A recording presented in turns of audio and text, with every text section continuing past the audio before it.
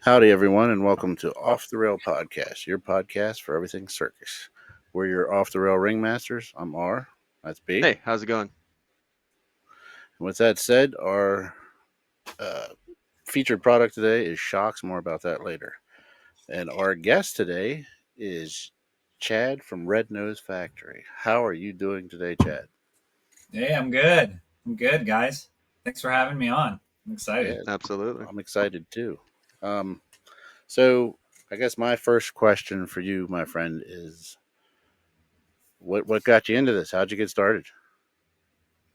How's that get started? Oh boy, And the that's making the noses. a long story. Making noses. I started making noses for myself. I'm a clown. I'm an actor, performer in quite a few respects, and I started making noses for myself.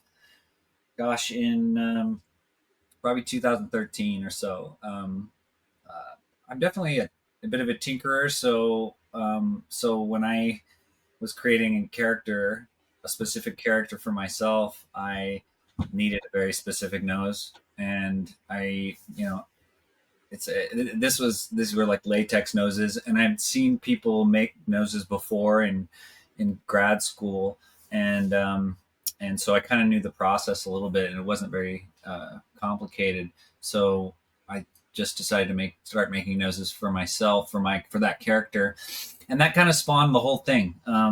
It really did. Along the way, I started making. I created a little attachment to hold the nose on, and it worked. Oh, okay. It worked really well. So after that, I started selling them to friends and colleagues and other clowns that I knew, and then I made a little Etsy site, and then I made a website, and it grew and grew and grew, very slowly. Also, Yeah. Hey, takes time. yeah. Um, The so that was kind of the spawn of it. Now that attachment you speak of, what you call it, the funny bone, right? How'd you come up with that? Um, yeah, it was. Oh, sorry, there's a dog here. Come here, Chester. Um, it's funny. It was very organic in the way that I didn't know that it would work as well as it did. So it's a long story. I'll tell you. So the nose I made, I'll show you. I have it here. Sweet. The nose I was originally making was a very fitted nose. So meaning I wanted a nose that was pretty much the shape of my nose that fit my nose really well, but really was just extended downward. My main clown character is a clown version of Mark Twain, and I don't know if you can Oh, picture Mark nice. Twain, but Mark Yeah. Twain he has a look to him. Okay, so I've been playing Mark Twain, and I was getting misidentified as other old white men that wear white suits. Okay, so people would see me and they'd say, "Oh, hey, look, it's Colonel Sanders," Oh boy. or they'd say it's Einstein. It was Einstein and Colonel Sanders. Everybody, that's who they thought I was. And anyway, so I realized I needed to kind of refine the character and my look in order to be more recognizable as Mark Twain. I could obviously carry a big cigar around with me, and that would help. But I don't. I wanted to be a little bit more kid friendly, so I needed to look. So I looked at him and his face and his posture and everything, and I had already created a physicality that was that mirrored his in a comic way. I was kind of creating a kind of living cartoon version of the guy, right? So I made a better wig, and that was colored in his hair color. I'll show you it here. But moreover, I wanted to make this nose that also had a mustache attached to it, Oh, and nice. and and the nose really just needed to be the shape of my nose, but kind of he has this Right. the Oh tip of yeah. his nose the tip of his nose goes down over his mustache a little bit. You know what I'm Okay. saying? Yeah, I see that. Yeah, So yeah. anyway, I basically took had a cast of my nose that I had of my whole face that I had used in grad school to make masks on, and so I sculpted this nose on my face, and and therefore it was very fitted to my nose. All right, so it almost stayed on all by itself because it was so fitted to my nose. And with the mustache, it was a little heavy, and but with a little tape or a little glue, like traditionally clowns use, Oh yeah. it would probably stay on. But I said to myself, well, what if I did put something on the inside of the nose that just kind of put a little pressure up there to create a little more friction? Okay. Would that be enough to hold on the nose and keep me from having to use glue or string or anything like that? So I did that, and I started with a lot of weird variations, which were some were like metal that were kind of pinchy, and like the copper wire that I could pinch up there and just hold it on. Um, but then at some point I came across these pieces of jewelry, which is a flexible horseshoe shaped barbell, which people use for as a retainer in their septums and everything. And I with latex, I'm able to the latex mold is a layered mold, so and it cures by exposure to air. So you layer it and layer it and layer it, and I was able to put one of those little horseshoe shaped barbells on the inside of the nose and layer the rubber Oh yeah. around it, so it was embedded in the rubber. I did that. I tried that, and it worked, and I was great. And I'll show you. I'll put this on. So it worked very well. So this is the ring. Okay.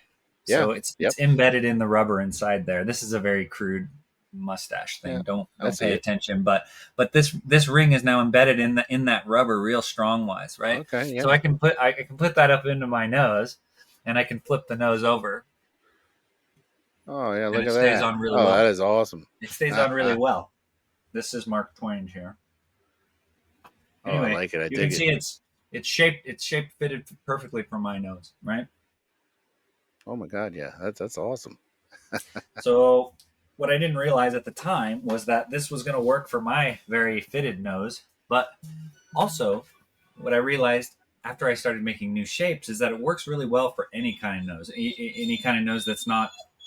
It doesn't have to be fitted at all. It can be a really big bulbous nose, and this mechanism inside still works really well. That I didn't know that that would happen, but as I discovered that, I realized that there might be something more here to it, that I could possibly make more noses, different shaped noses, and use this attachment.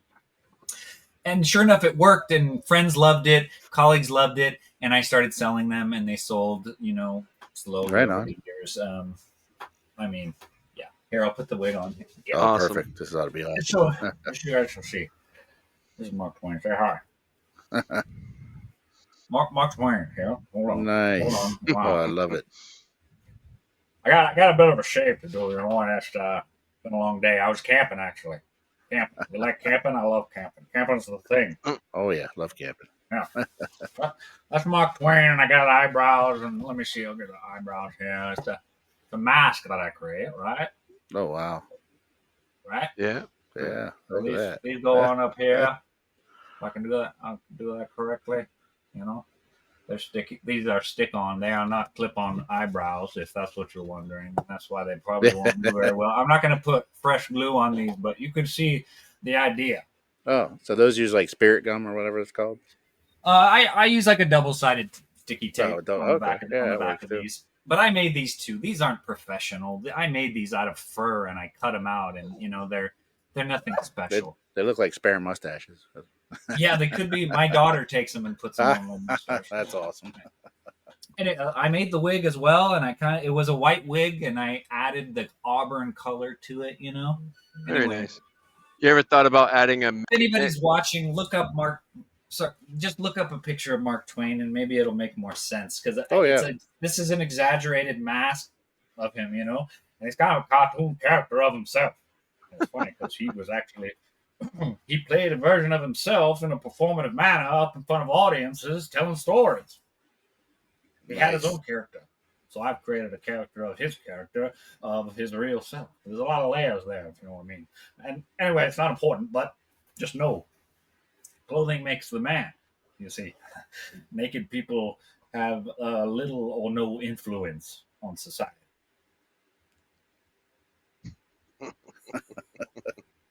awesome That's question about something I said. the mustache on the nose? I'm just curious. You ever thought about adding it to where it would detach? Yeah, very good. Yeah, very good. Yeah, I had that idea. Of course, I had that idea. What are you talking about? Of course, great idea. Hold on, let me write that down. That's a good idea. Mustache must detach. Very good. Well, that was from All right. another Anyway, yeah, That's from another interview we did with another clown that suggested it. So, but yeah. Yeah, no, we'll do another version. Actually, our noses are now not made of latex, but they're made of silicone. All our new noses, and so once we're done, kind of remaking all our old noses, which is what we're doing right now. That's the process.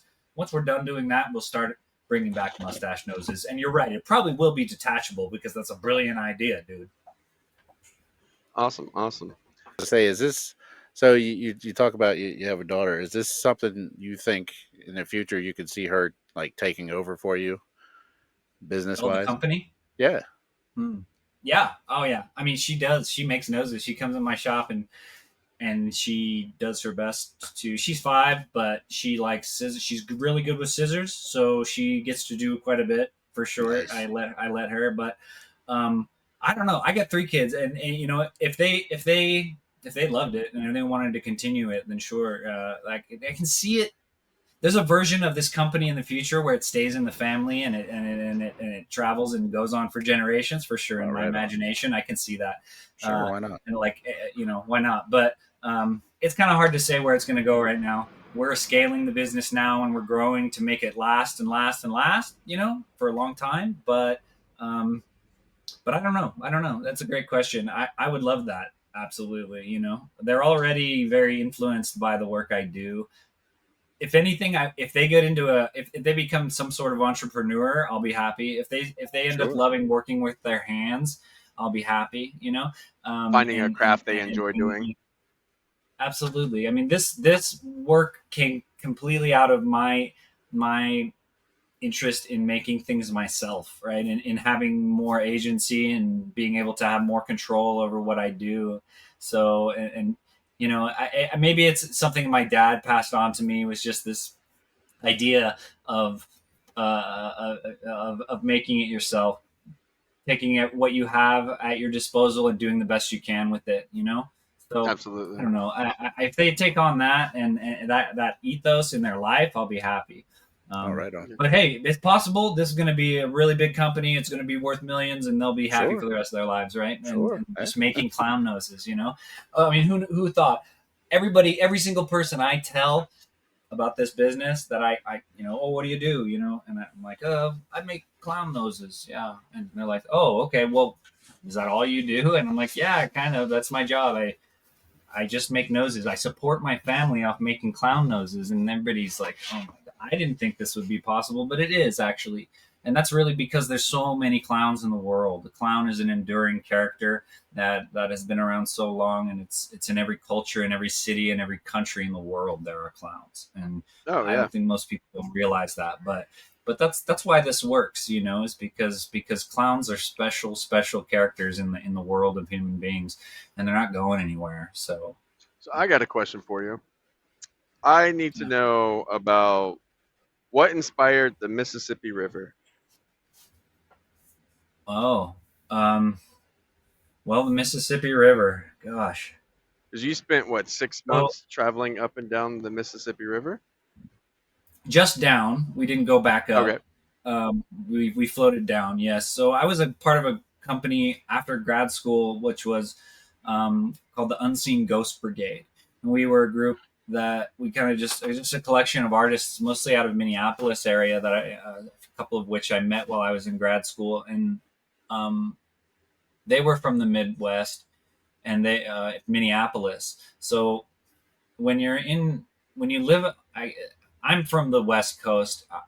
I had never been out there at all, but when you live out there on the banks of the Mississippi River, there's this ongoing tradition and knowledge of river travel that is kind of a part of everybody's life. Like Mm.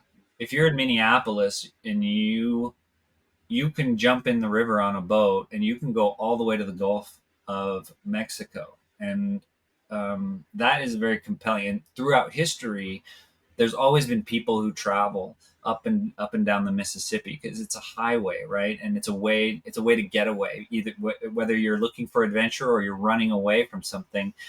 The Mississippi River is the biggest highway in the country, and so one of my classmates from grad school had the idea of to create a show, uh, and build a raft and float down the river, performing in all the streets and towns along the way down the Mississippi.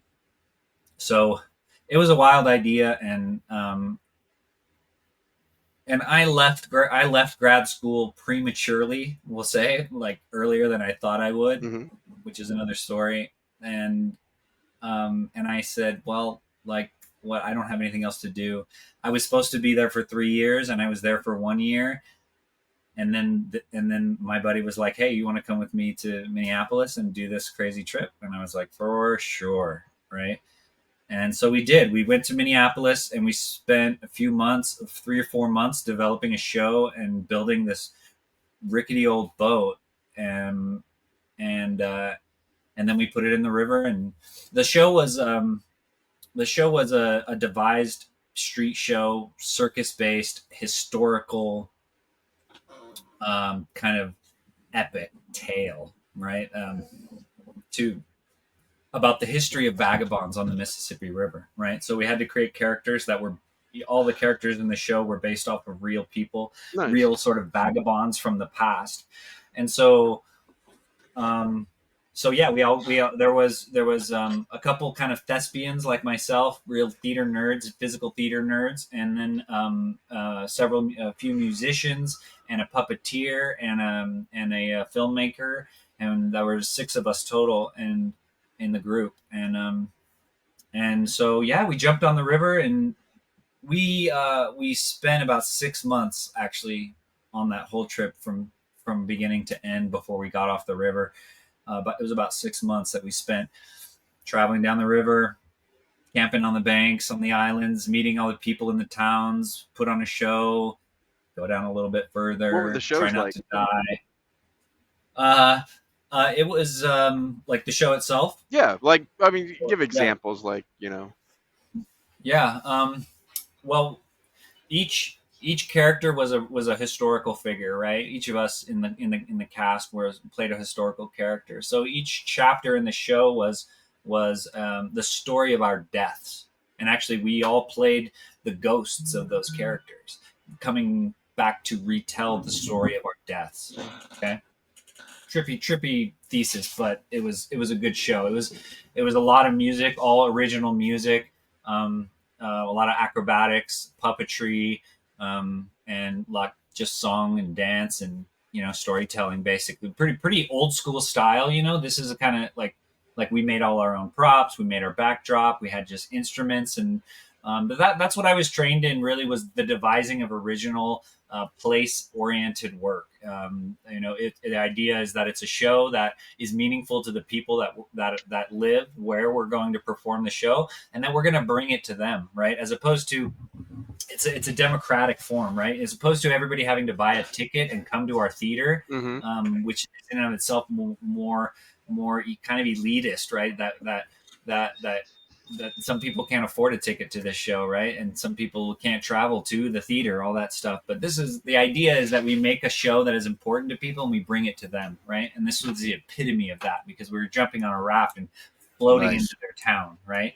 We show up in their town and we spend a few days there. We'd make a flyer and we travel around and hang out in town and meet everybody and tell everyone, look, we're going to be in the park on Saturday and we're going to put on a free show for you Oh, guys. right on. Spread the word, and then whoever came to the show and would watch us perform.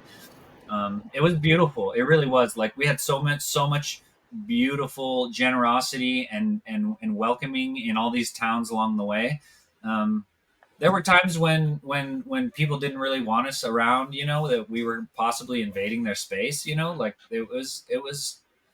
we went to a lot of different places, small towns, big cities, and sometimes people were like, who the hell are these people just pulling up in this junk raft, like bunch of panhandlers, right? That was sometimes we got that attitude from people, but other people were so overwhelmed to see us. And they would put us up in their house and be like, "Oh, I got this extra house up on the hill. You guys can stay there while you're here in our town. Just stay there if you get." People would come down they'd see us parked on the boat, like working on our motor, and they'd come down with like food and just give us food, give us whatever they had, bring a case of beer, and just they knew what we were doing because of this tradition I was saying. There's this long-standing tradition of river travel, and they knew what we were doing. They said, "Oh, there's a bunch of kids going down the Mississippi on a raft." Usually, the kids don't have a show to put on, but Yeah. hey, that's who we were. We were the Unseen Ghost Brigade.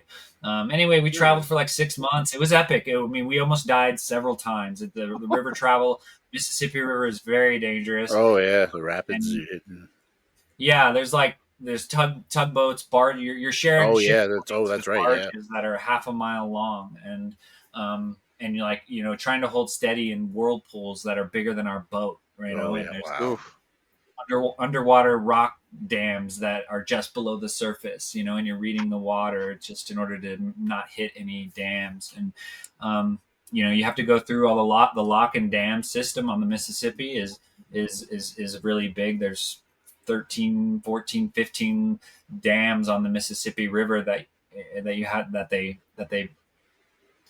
it's complicated, but I don't know if you know anything about barges.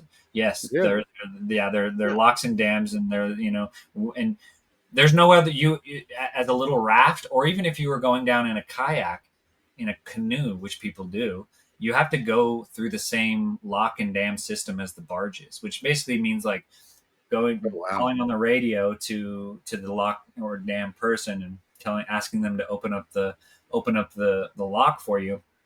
And that's like these giant gates of mortar that go and open up, and then you float into this giant room on the river, and they shut the gates behind you, and then they raise the water level inside that. Or in our case, actually, they're lowering it because we're going downriver, and they're lowering the water level to the water on the other side of the dam. And then they open those bottom gates, and you go through. But I mean, there was that. I mean, just that it's dangerous, and if there's a storm going on, which there was lots of rain, lots of storms. We were going in there all the way into the fall and through hurricane season, and there was scariest lightning clouds I've ever seen, like freight trains that might be tornadoes 100 yards away. There's, the windows in our raft get blown out because there's just the winds are so strong. Yeah, a lot of dangerous stuff like that. Like, and as you further yourself down the river gets bigger and bigger and bigger. More separate rivers start feeding into the Mississippi, which make it bigger and bigger. And so the barges get bigger and bigger. And then the wakes that these barges leave behind them are bigger and bigger and bigger.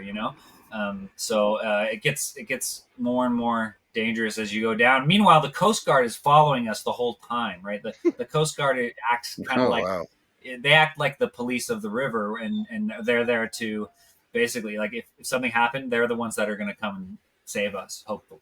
So they're following us along, not like literally behind us following us, but like they know where we're at, and we're talking to them on our radio, and they're every once in a while stopping us and inspecting our boat to make sure that they think it's safe enough to continue, because they don't want to have to rescue us out of the river. Oh, sure, yeah. So,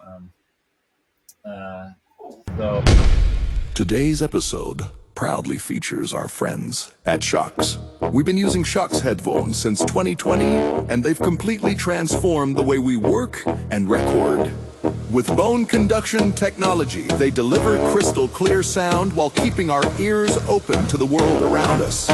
They're lightweight, comfortable for long sessions, and the audio quality, absolutely top tier. A huge thanks to Shocks for being part of the Off the Rail Circus family.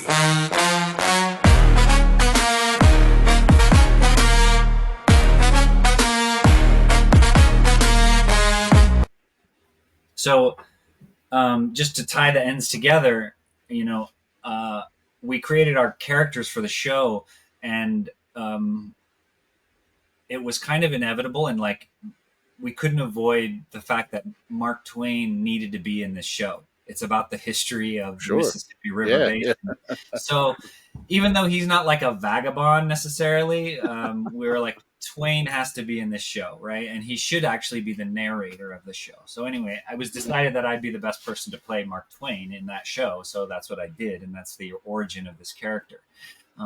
In that show, I played the ghost of him, and but I did wear a red nose, and it was just like this weird red nose that I had got in the past, and it didn't look. And man, my costume was very makeshift, and I had like white paint, so I looked dead, and it was very crude. It was very crude, but that was the spawn, right? That trip spawned Mark Twain, and I became really attached to that character, and I really have in the years after that did more and more research into him and his work and his reading his work and realizing the kind of person he was and how relevant so much of his writing Oh yeah. is right now still, and realize that I should continue this character. And if I do continue this character, I got to make him look a little more like himself, so people recognize me. And then That's awesome. so that was the spawn of the learning how to make noses, and the spawn of this whole entire company was that trip. Basically. Right on. Yeah. So I do have another question. Have you ever performed with a circus or ever wanted to be part of a circus? No and no. Oh, okay.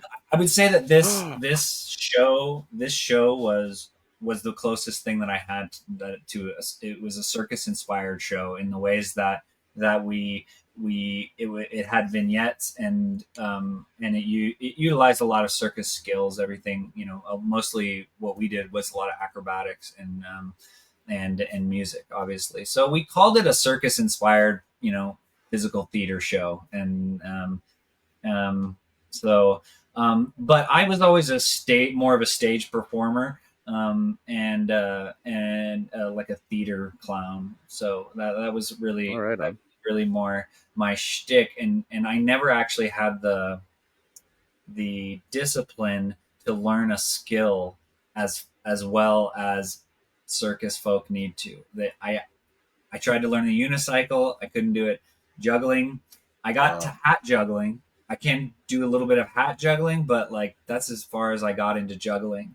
And so, balancing acts, things like that. I consider myself a physical theater person, but mostly in the way that for physicality, the character creation.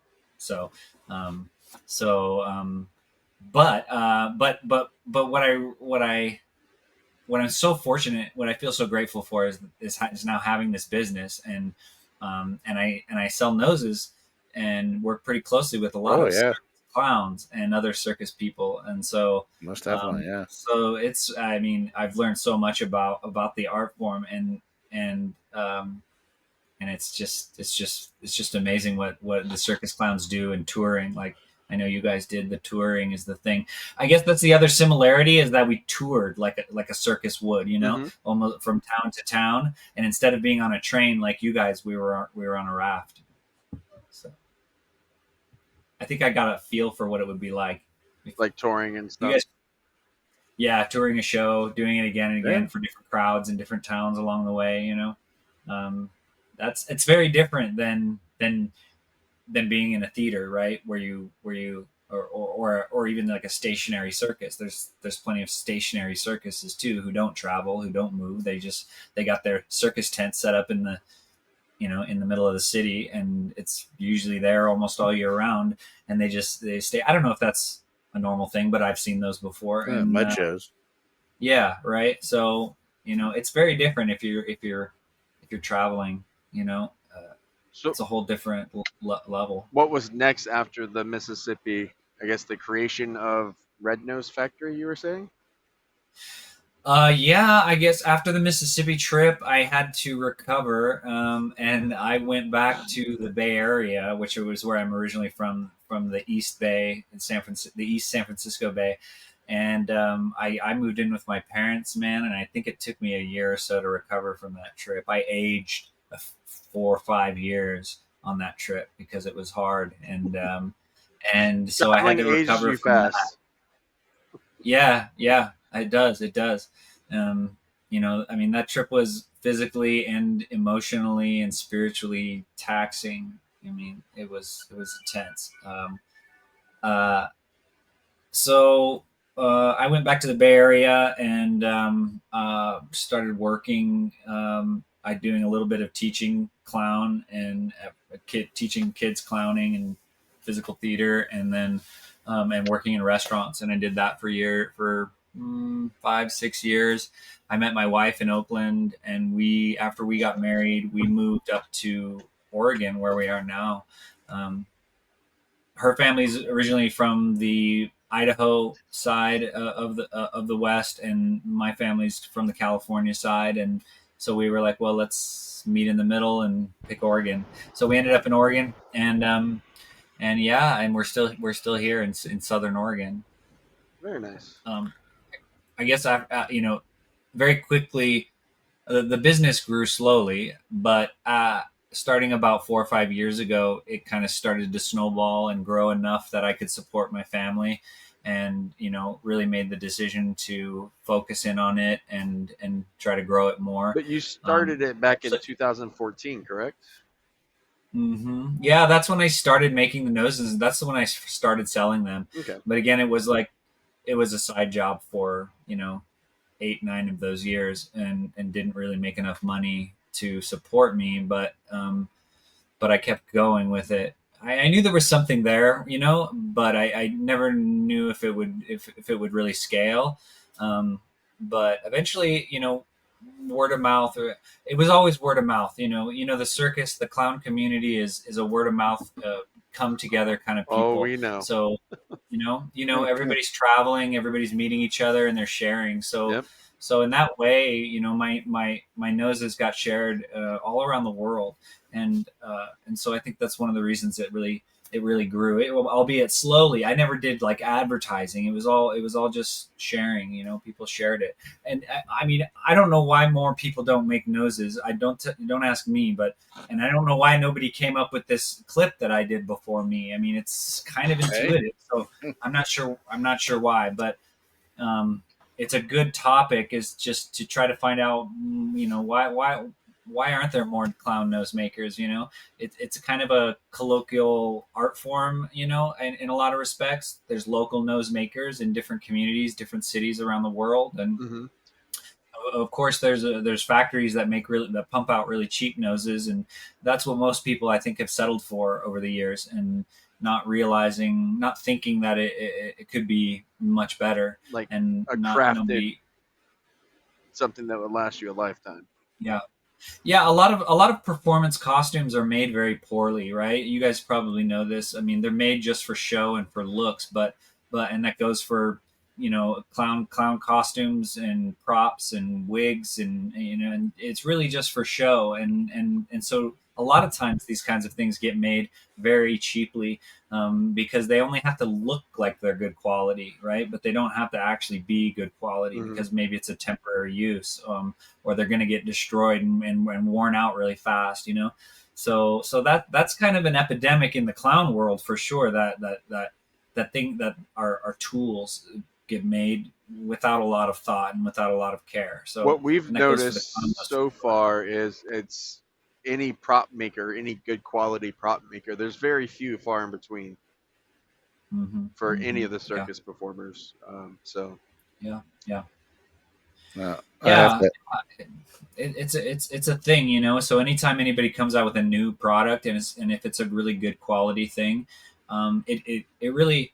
I mean, what I've found with my noses is that to have a really good quality nose that was designed well to be comfortable, and with the wearer in mind, is liberating. It makes performers and clowns remember that what they're doing is really important. That their work is a real art, and that it shouldn't be taken lightly. I mean, I'll go on and on about the social implications of the clown, but artists in general, they should be taking themselves more seriously, and good quality tools for the art form do that naturally. They make you realize that what you're doing is special, and that you're putting your heart and your soul into your work, and it's important. Society doesn't tell you that, But you got to find ways to tell yourself that what you're doing is really important, and that's kind of what I think a lot of the response has been to my noses. Like people go, God, finally somebody cares. Somebody cares about clowns, enough to put some thought into our most important tool. Like, what is the time? Like, how long does it take to make like a basic nose from start to finish, from concept to product? Oh, to like design a new shape. Sure. Yeah. Yeah. Um, Gosh, that's a long process. Our noses are sculpted in clay first. Like we have a plaster cast of a face. Like I said before, I have one of my face, I have one of a small face, and I have one of a big face. Um, these are like my nephew and a friend, and so I have these three different size faces. And yeah, I don't have any in here, but they're plaster casts of faces, and so the nose gets sculpted on that out of clay.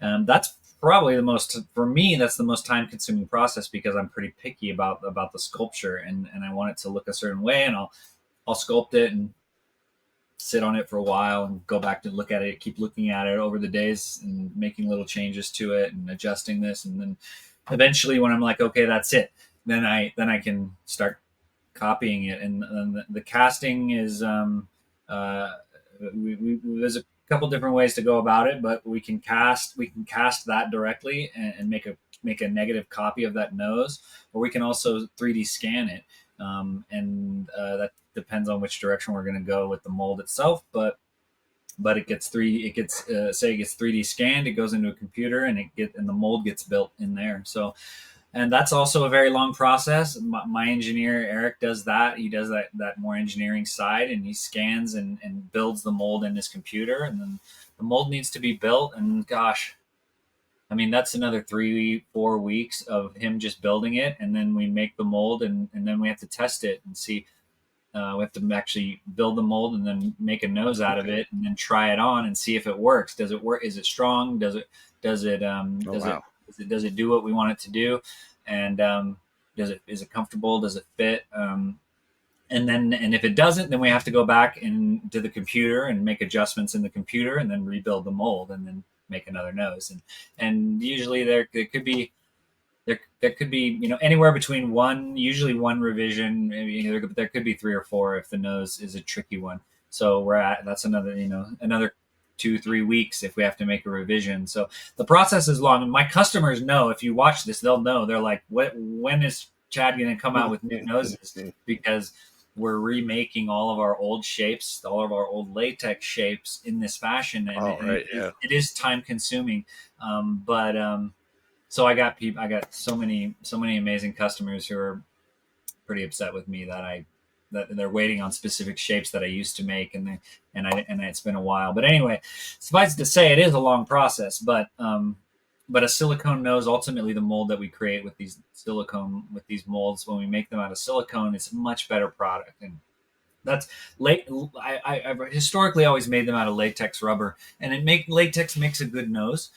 However, Right. latex is an organic material, and it has limitations. It Oh degrades yeah. over time. It'll start It breaking down. Yeah, it breaks down from exposure to oil and grease in your skin, and it'll make Oh yeah, that'll do her. over extreme temperatures, hot or cold, will screw it up. And so there's also limitations on coloring, and like the kinds of bright, you can't make as bright of colors in latex as you can in silicone. So anyway, there's a lot of good reasons for us to make this switch, and it's been a huge transition, but it's making a better product. It's making a nose that will last forever, right? Basically, Oh yeah, that sure.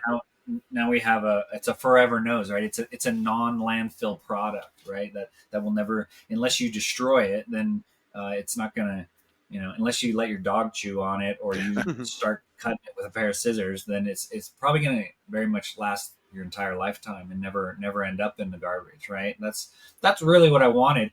I didn't want to. I was kind of tired of selling noses that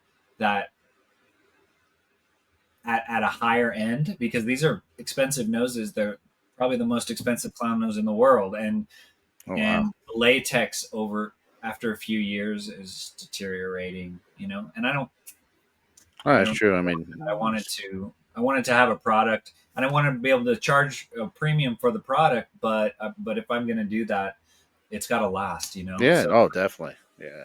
so yeah, I think we've done that with the silicone noses. It's a long haul. It's a long process, but eventually we keep adding new shapes from the past and creating some new shapes at the same time. But we're going to keep going through all the way through 2026. By the end of 2026, we'll probably have all of our old shapes that we wanted to remake done, and we'll start making new shapes. We'll start doing custom shapes again. We used to make custom noses, but we've kind of put that on hold while we're doing this transition into silicone. But later next year, we'll probably start doing that again, offering that service and things like the mustaches again Very and nice. stuff like that. So All right. So what clown noses have bridged the generations over the last 50 to 100 years that are still used today? yeah, gosh, dude, that's an interesting question.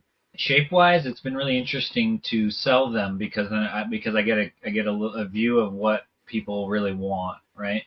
Um, when I started making noses, I started making these like sculpted, very unique shapes, and what I realized pretty quickly is that while a lot of people did really appreciate new shapes and unique shapes, I tend to make some like kind of realistic shapes, and that really spawned from making this nose again because it's very realistic, right? Mm-hmm. But what's most popular is the round ball. You know, is just the round ball nose. And I can put a little bit of oblong, a little ovalness to it, or I can put a little bit of different contour to it. But for the most part, when people are looking at noses, they recognize the round ball, and to me, when I first started this, I was like, it seems kind of boring. Like we could do so much more than just a round ball on the face, you know. But but what I think is that like ultimately I've realized that what the round ball is, it's not boring. It's neutral.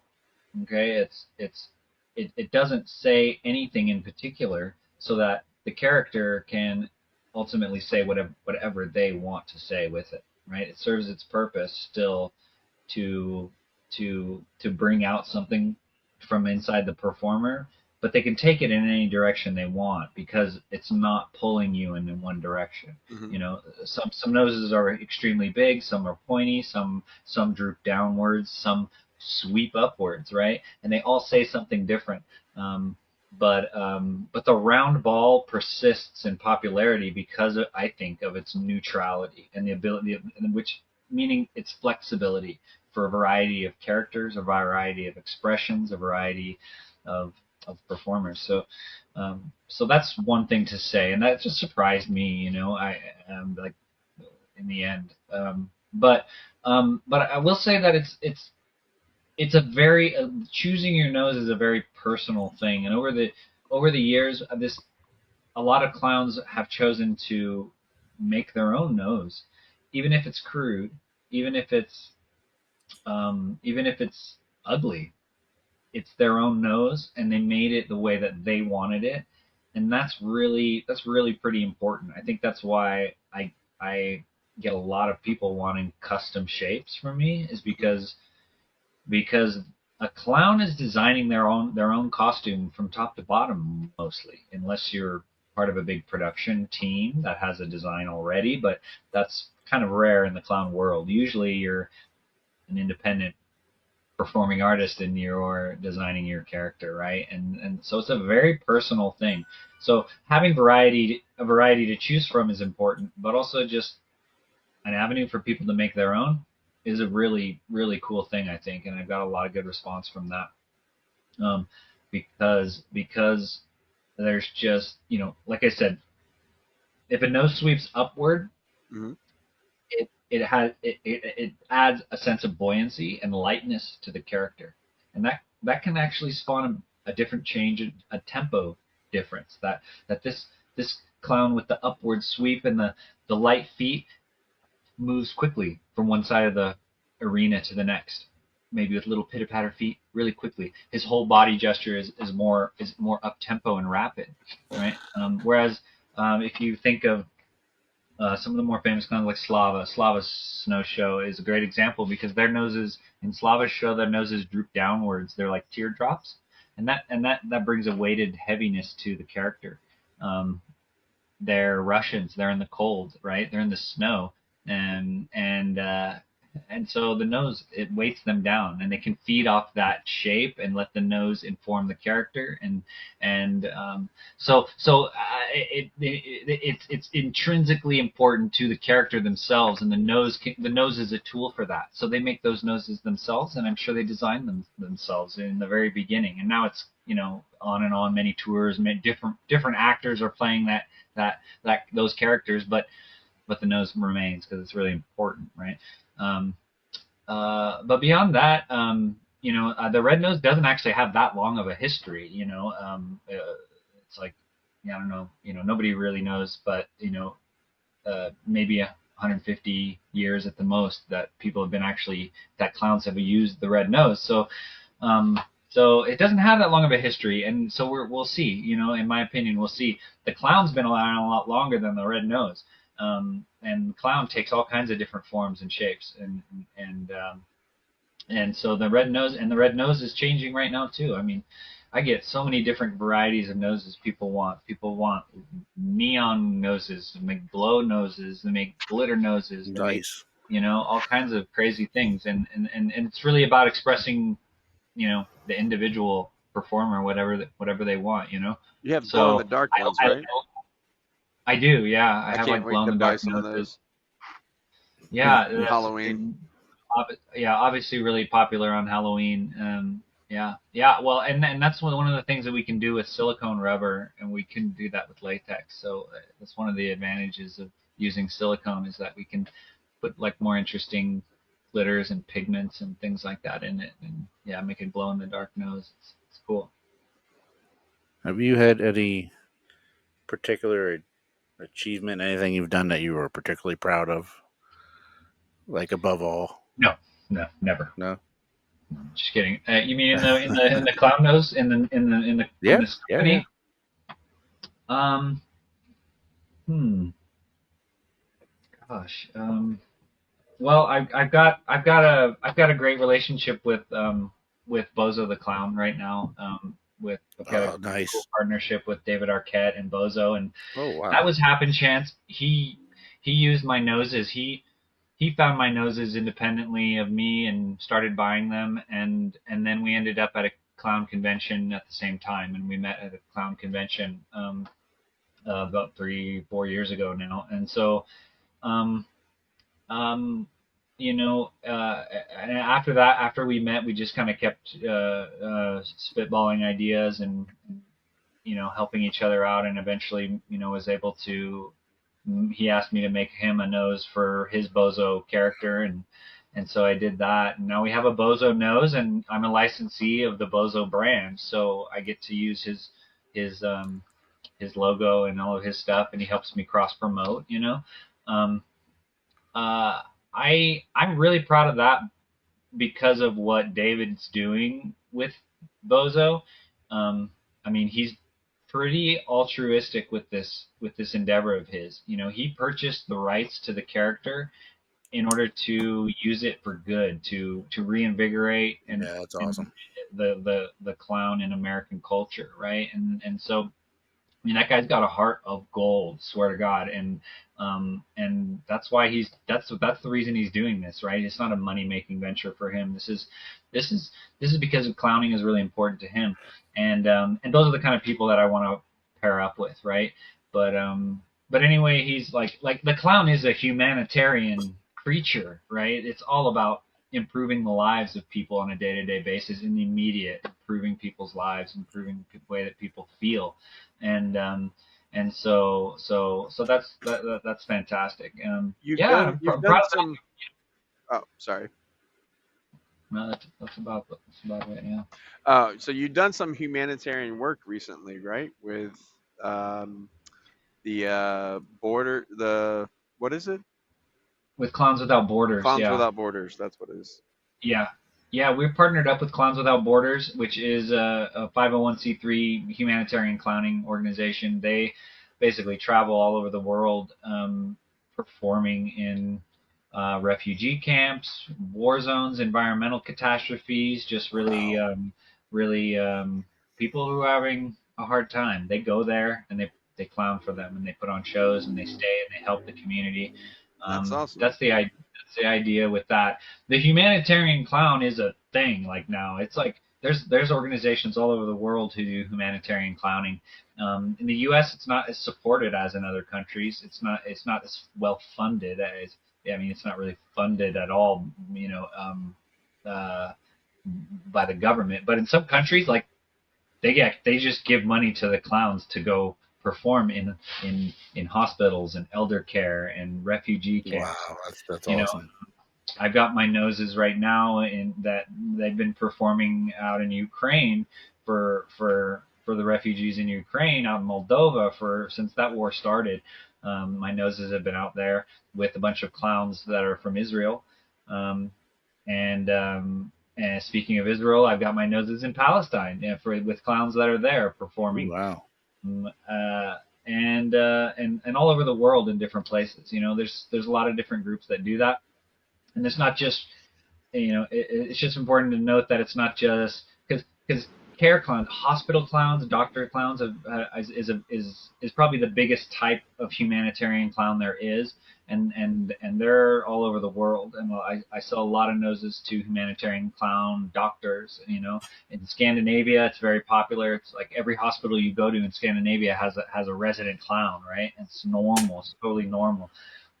Um, and but also just like there's groups that are going out onto the front lines, as well, and they're just clowns, but they're doing good work out in the world. So anyway, we partnered with Clowns Without Borders, so we're just giving proceeds of portions of our proceeds go to Clowns Without Borders, and we'll probably do some other projects with them. I'd love to tour with them and go on an actual tour. Um, I was I'd love to do that. My just kids. about to ask you if you've been anywhere some of your noses have been. I've never been to any of those places. No, that's kind of one of the big keys right now in growing this business was trying to probably free up my time. I've been doing everything for this business for 10 years, Wow. and then now I have three kids. I had twins 2.5 years ago, so I have Oh these wow. Oh beautiful boy. twins, and so I just got my hands full. But travel is an important part of this, and I'll travel more for sure. I've got amazing friends that I've made through this company, from customer to friend and to great friend, and they're spread out throughout the whole world. So I really That's can't awesome. wait for that. That's like going to be the next chapter in this company, is where I'm able to. I just started hiring, actually. Like I got my first in shop employee who's helping me make noses. This is Oh, totally brand new for me, and and is going to help with like fulfillment and stuff. This is like my wife does fulfillment, right? When I'm slammed, my wife comes in, But now I've actually got my first employee, which is a big step. And but the next chapter in Red Nose Factory is really where I get to focus um, on marketing, basically, which is being the face of the company, sharing our story, and traveling and meeting more clowns, and and traveling all around the world. That's the next step. I do want everybody to, you know, every clown in the world should be comfortable wearing a nose, right? It shouldn't be a burden. It shouldn't be uncomfortable and a pain in the ass, which it is.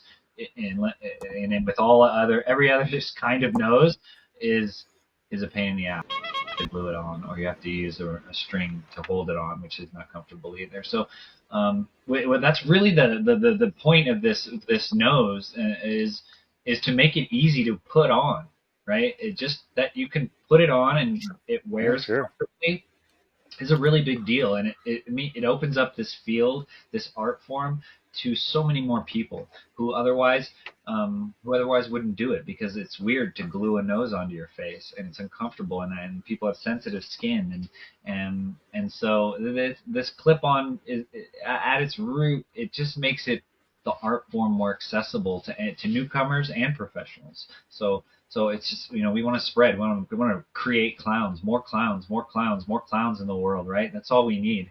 Um, yeah. Do you? I have to ask because you're into clowning and stuff. Do you do the birthday pie in the face thing that No. clowns do?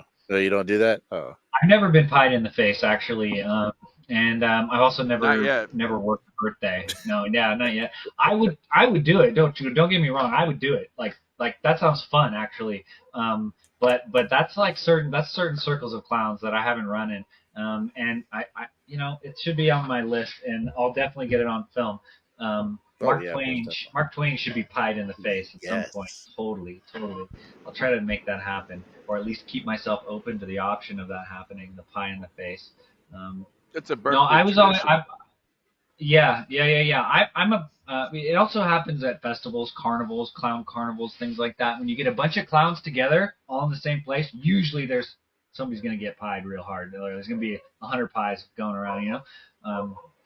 But I was always in the arena of clowning is so varied. There's so many different types of clowns, and so there's so many different circles of types of people who do this. It's like, who wears glasses? Like every kind of person wears glasses, right? And it's kind of the same with noses. There's 100,000 different types of clowns, and the arena that I was always in growing up was the theater arena, and so that's a little more nerdy, a little more serious, like a little more academic kind of clown, a little more dramaturgical, creating a show, usually, solo or a small group of clowns create a show, and then they tour, they would book the show and tour it like that. That's kind of the world. I came from a theater background. I was like a theater kid since I was little, and that evolved until I discovered the art of clown and really grabbed hold of it. But I have been a clown for hire in the past, like in that Cool. way, not for birthdays, because I was doing Mark Twain, and Mark Twain is like, kids don't know who Yeah. this guy Yeah. is. He's more of an adult clown, right? I clown mostly for adults, but I have done educational stuff. I can go into schools and be this character, and people can learn who I am because they're learning about the gold rush, or they're learning about U.S. American history, Oh or yeah. American literature, right? Twain kind of I can kind of jump in on uh, any of these like topics that they might be learning in school, and jump in there and just like be Mark Twain and tell stories about the gold rush and the jumping frog of Calaveras County or whatever, and that really works well. Otherwise, I've done like roasting. I've been to some events where I was hired to like roast somebody at their retirement party or whatever, and Twain's great at that too because he's a humorist. He's got a lot of jokes. He's kind of snarky. And he's kind of an old timer. So anyway, he works good in that arena. But I don't think he would work at birthday parties. Anyway, I don't juggle. I don't do balloons. I don't juggle. So I would be way more nervous to do a kid's birthday party than I would anything else performing, because kids are ruthless, and even just my work with kids in the educational world, I've learned that kids are hard to please, right? So Oh yeah. adults are a lot more forgiving. Yeah. They don't know Tom Sawyer and Huck Finn anymore. Yeah, that's right. They don't even read those books in school anymore. They were like they banned those books. So you know what I'm saying? Yeah, that's And, crazy. yeah, I know. But that's why it's important for me to continue with the character, right? Because he's really important to American history. Actually, Oh yeah. what Keep it. Go for it, bro. what would you say to an aspiring clown that's thinking about making that leap into becoming a clown, creating a character, and taking that step, putting themselves out there? Yeah. Um, hmm. I could say a lot, but I would say one of the more important things is to it, is the education behind it. I think that it's really easy to assume that all you got to do is put on a nose and make a funny voice, and learn how to twist balloons. And while that kind of clown is a real legitimate kind of clown, sometimes that's all that's needed. Balloon twisters are a thing. It's like that's a great job to have. Actually, they make good money, and but the clown itself is an archetype that has a deep history, and it's important to learn that history in order to know like the shoes you're stepping into, so to speak. So the education is really, I don't think you need to go to school necessarily like I did, but like a lot of people do, but you do need to learn the amount of work that goes into to what you see when you see physical comedians or other clowns who have been performing. It's kind of it's hours and hours and hundreds of hours of practice and rehearsal that it takes to make a fall, a trip on stage look unintended. It has to be um, you have to be in a heightened sense of control to be out of control, for example, Oh right? yeah, You I've have to seen be I've seen in, some in Instagram videos recently about you know a simple fall. hmm hmm yeah, So yeah. You really have to have the kind of the sensibilities of a dancer, and the training in dance would be incredibly helpful to any clown. Also, in music is a great tool for the clown. Everything that a clown should and usually does have a sense of musicality to it, a sense of rhythm and timing. And everybody knows that the key to comedy is timing, and but it's not just the joke, but it's the movement and the poetry of the character that all has to kind of be fed together, and like an understanding of music is really key to that. And you don't have to be some freaking musical genius. I'm not. I don't play any instruments, but what you can learn is this type of rhythm that comes out of the body naturally to make it believable. Because even hmm though clowns are obviously not real people, they've got a big red nose on. The power of the clown is in its relatability to the viewer. That the viewer sees the clown and sees that they've been through exactly what that clown is going through, right? So in that way, it's got to be very super realistic, right? That in that way, the clown's sensibilities have to be completely realistic, and believable. That what the clown is enduring, what the clown is experiencing, is what a real human being would experience, right? And that's what is powerful about seeing the clown fall and trip and be confronted with an intense problem. That's where the realism is in the experiencing of what it's like to be a human being. So anyway, that's a brief of how deep this art form goes, and so I implore any clown to just start really looking into that kind of stuff, and read the books, take the workshops, take the classes.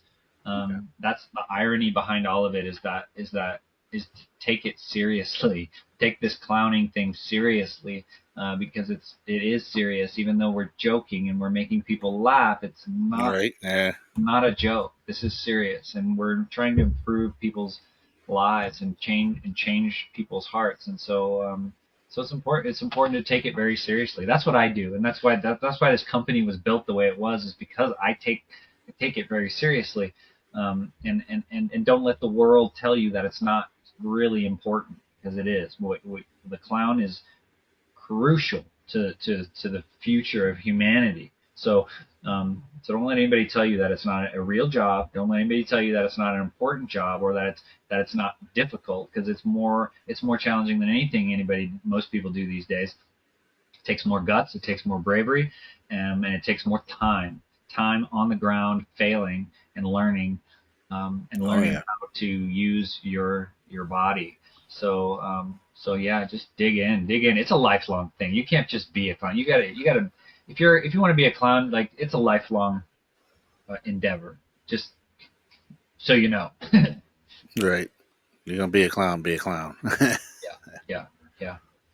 Well, sure. If you want to, if you're a costumer, you're a costumer, right? Hmm. If you're a costumer, then you have the right to be anything you want to be because that's your goal. But if something strikes you about the clown, especially, then there's probably a reason for that, and it's not superficial in any reason.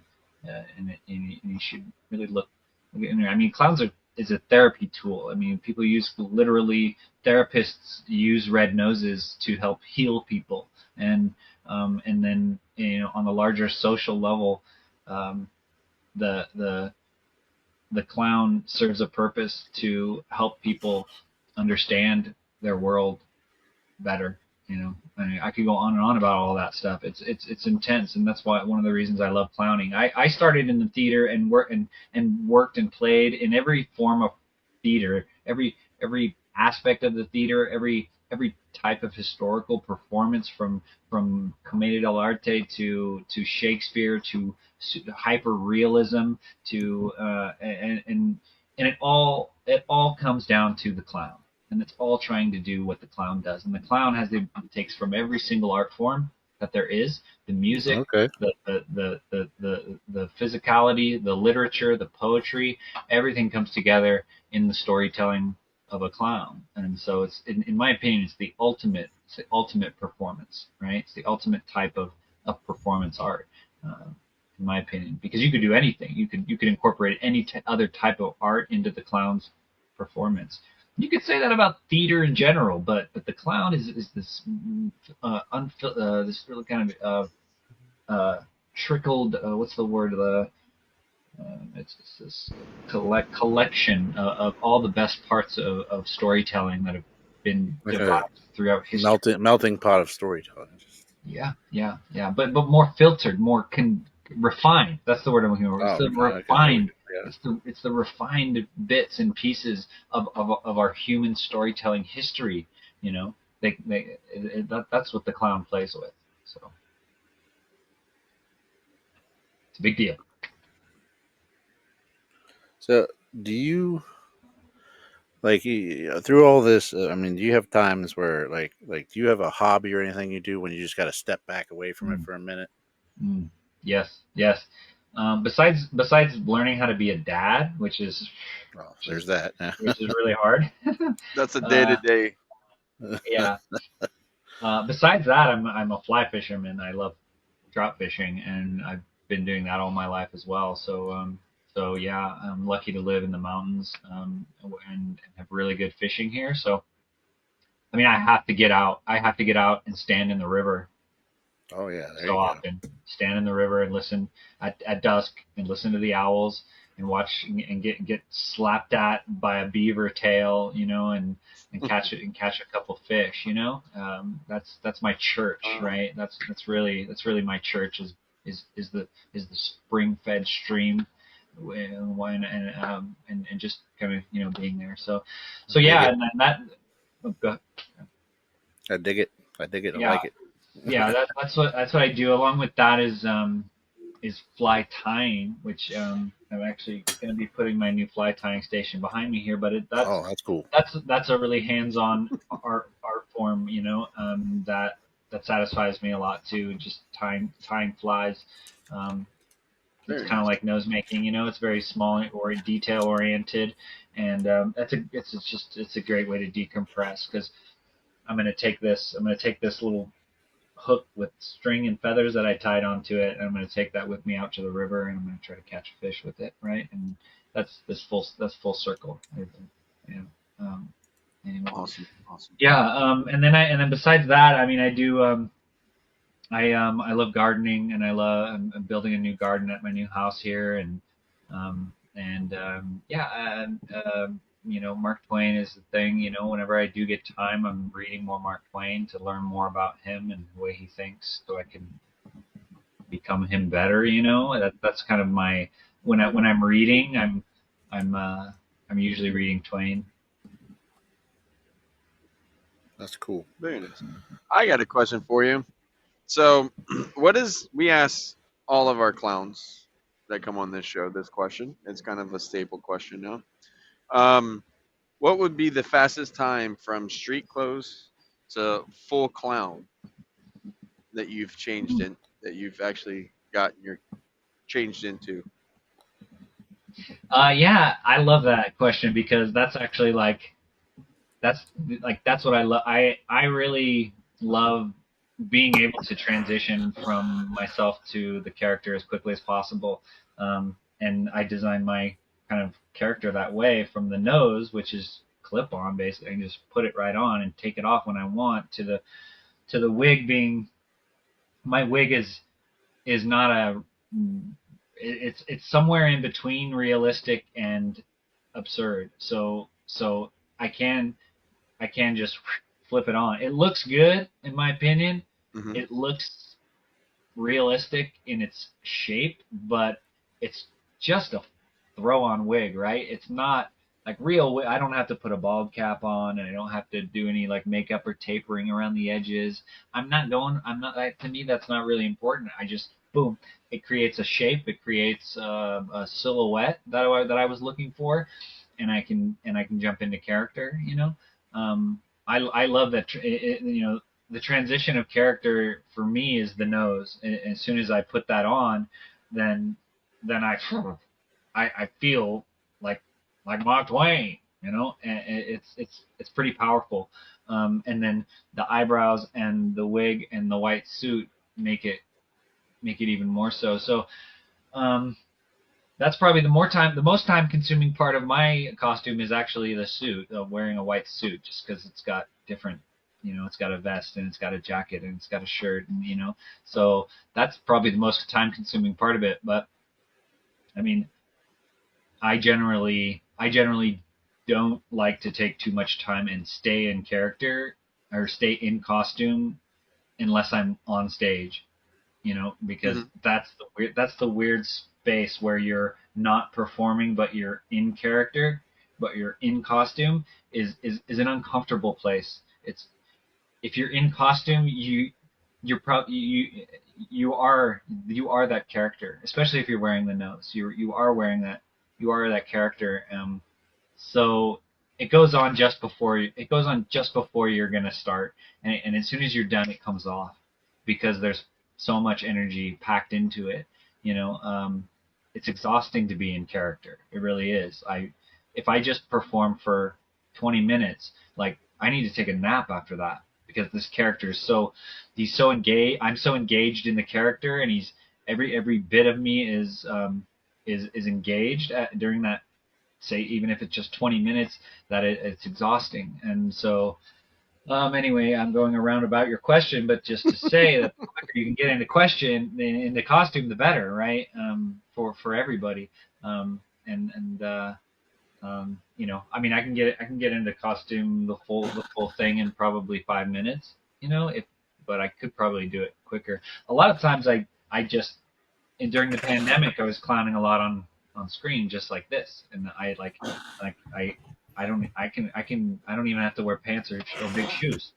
I could wear whatever I want. I could be totally naked. No, Whoa. but just to say, what I Family mean. friendly here. That's what. It's from the no, of course, it's like from the waist up, right? Is where we're at, or like, um, and that's just a shirt. Like even this shirt, like I wouldn't wear this if I was actually performing, but it's all white, right? Um, so I've made it pretty easy for myself, and that's intentional because I want to be able to get in and out of character fast, and Okay. not be stressed out about it, right? Because Yeah. clowning especially is so makeup intensive usually. I don't usually do that much makeup. If I do wear makeup, it's just a little blush, a little eyeliner, and maybe like a white dot on the chin. Keep it very simple. But again, that's my style, right? I'm not a white face clown. I don't think that a lot of the makeup is necessary for stories I'm trying to tell, right? Gotcha. Um, but but I know it runs the whole gamut. I mean, the amount of work that a white faced clown has to go in to get into characters, it can be 2 hours of prep before you can get into character. I'm fast. I'm like 5 minutes. I'm ready to go. So far, I think the fastest time was 12 or 13 minutes we've heard. Mhm. Yeah, yeah. I mean, and that's really fast for a circus clown. That's really fast for a really extravagant clown. Um, for me, I'm more about the interaction. I just want to get out there and start playing around with people and having fooling around with the character in real life. Gotcha. I you know I studied realism for so long. I did so much realism theater where you want to like become somebody else and you want to like like really just transform and that maybe you're transforming your age and your and the way that you walk and the way that you talk and everything like this intensive character development, which is I did years of that and it's really fun and I enjoy it a lot, but it's a little superfluous when all you're when you're when the when we what we're really trying to do here is to touch somebody's heart, is to uplift them a little bit or to make them think about something. You can do that with puppets. You see, you can tell a story that touches a human being and sheds light on the truth of humanity with a freaking puppet. Yeah. Like South Park. South Park is such a good example. South Park But is two-dimensional puppets, right? Yep. Two-dimensional puppets, like you guys. But And what? and Whoa. and there's no way to there's no limit on the story that they can tell that is truth coming out of that show. Hmm. But yet it's just two-dimensional puppets. We don't need realism. Our imaginations take care of that, right? Our Absolutely. imaginations take that leap from crude puppetry to like what it means to be a human being very easily. So, at some point, are you looking to ever go beyond noses? Like, do you have any other things you have in mind for development? Or Like other products. yeah, Yeah. Yeah, I do actually. Like working and brainstorming. I mean, I've been brainstorming that for 10 years. I used to sell other products. I did give that a go at a certain point, um, but um, but I was always overloaded with work, just making and selling noses that I couldn't handle too much more. But as the business grows and we scale, and I offload a lot of my work now, which is what we're working on now. I will have that opportunity to do things. And what I'd really love to do is actually a line of clown costumes, just like pretty basic clown um, clothing that is easy to wear and and funny looking and comfortable, um, and something very versatile. Like Very nice. every clown wants a pair of baggy pants. Every clown needs a cute little vest that is probably too small. Every clown needs a hat, so I kind of have this idea of just kind of developing those kind of staples of clown gear, um, and just making them good quality, in the quality that we've made these noses. Um, that's an idea, but it could go in a lot of different directions. Makeup is another direction we could go and have our oh own yeah, there you go. Red Nose Factory clown makeup brand. Um, that's a different direction we could go for sure. That would be really really fun, and it would take some some collaborations and working with. I have some great customer friends who are just brilliant makeup artists, and special effects artists. So I definitely would have help if I want to go in that direction. Um, Very that would nice. be awesome. We also But I want could to. also do magic. Magic is a huge thing. Magic gear, Oh juggling yeah, gear, yeah, yeah. fire gear. There's so many tools for that the clown uses. So yeah, that's in the cards for sure. All right. No, buddy. We are running short on time, so we're gonna wrap this up for now. We definitely enjoyed having you. We want you back. But before we go, can you tell the good folks listening where they can get your noses? Oh yeah, you can go to our website rednosefactory.com. We also have an Etsy site still, and you're welcome to go there. It's Red Nose Factory, all one word on Etsy. It doesn't matter to me; they're all the same products on both. But rednosefactory.com is our website. If anybody has questions for me, I answer the phones here, and I answer all the emails pretty much myself. So that's you can email Chad at rednosefactory.com. Um, or you can get our phone number off the website if you want. And give me a call. I love talking noses. I talk to people. I talk to clowns and clown curious people every single day. So you just reach out. Reach out. I'm pretty much a nerd with these kinds of things. So and I just love having conversations. Awesome. So The yeah, link reach will out. be down below. All right, folks, you heard it here. Thank you for tuning in. Thank you, Chad, for being our guest. Like I said, I definitely want you back. And with that said, everybody, we'll see you down the road. Have a good night. Thanks, guys. Awesome.